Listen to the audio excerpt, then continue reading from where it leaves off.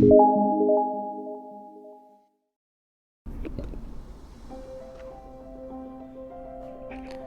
folks, welcome to my new video. In this video we are going to discuss G7 summit and NATO summit, and we will also see the Russia reaction towards the development of these two summits. So now let us begin this video with the Group 7 summit. So Group 7 is a intergovernmental organization of mainly group of 7 countries, that is Canada, USA, UK, Italy, Japan, France, Germany, and some special invitees also join them every year. So this year the special invitees are India, Indonesia, Senegal, South Africa, Ukraine, and some international organization, as you are seeing on the screen. This year the summit is being hosted by Germany, and it is 48th Group 7 summit. And these are some issues which are going to be discussed in this summit, that is global economy, partnership for infrastructure development and security policy, food security, and gender equality issues are raised by United Nations on the second day of the summit. Another important issues that is being discussed, Ukrainian issue, and it is raised by Ukrainian President Zelensky, who have joined the meeting virtually.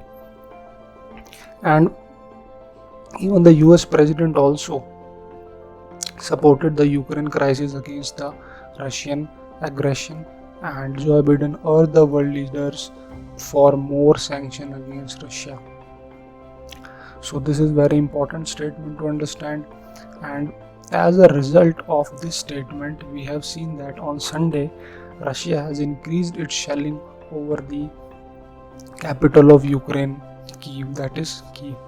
So it become important to understand the summit and the ongoing developments over these two summits. Now let us discuss the second summit. So this is the summit of NATO. So now first discuss the NATO. NATO is basically a military organization, intergovernmental military organization. Is a group of 30 members. As you are seeing on the screen, that 28 European members and 2 from North American countries, that is USA and Canada. So NATO has its own army that is shared by these 30 members. And this year summit is basically going to be held in Madrid from 28 to 30 June. So this is it. And now let us discuss some historical background of the NATO, that it is established in 1949 after the World War, and during the Cold War, that is after the Second World War, the period after the Second World War, it is operated as a check on the perceived threat posed by the Soviet Union. So here it is important to understand that why NATO and Russia have conflicting interest. So now you can understand that from its beginning or from its establishment, NATO is operating as a check on perceived threat posed by the Soviet Union. And in this summit, the Secretary General of NATO has given a statement that says that the summit will focus on bolstering the NATO's military support in Eastern Europe and reaffirm support for Ukraine. So it is clearly supporting Ukraine against Russia. So now we can understand that the NATO's expansion over the Eastern Europe, that is this is a full Europe, this is not the Eastern Europe, the Eastern European countries, that is this is Eastern European countries. So the expansion toward this is against the interest of the Russia, because Russia will not tolerate any organization close to their border that has genesis of anti-Russian.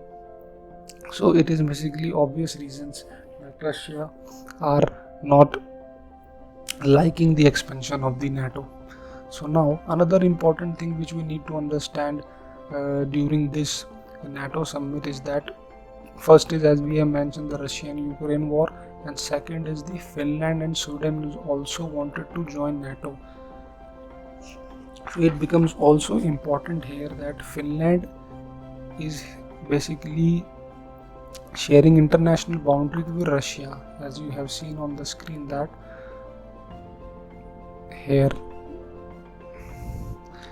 this is Finland and it is sharing,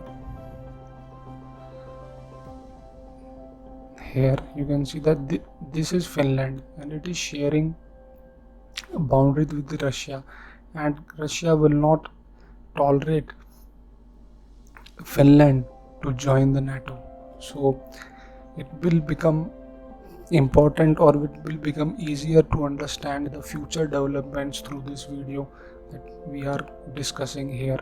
And peoples are also, another important thing is that peoples are Madrid or all some parts of the Europe are protesting against the summit of the NATO, and they are saying that it is anti-peace organization.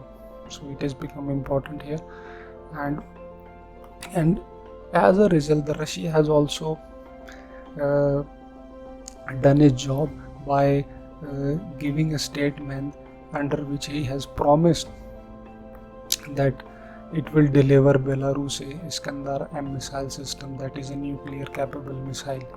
So it is basically Russia's move to counter the expansion of the NATO. So I hope you are now able to understand the current developments that are revolving around these two summits. So now we will meet on our next video. Till then, goodbye. Thank you.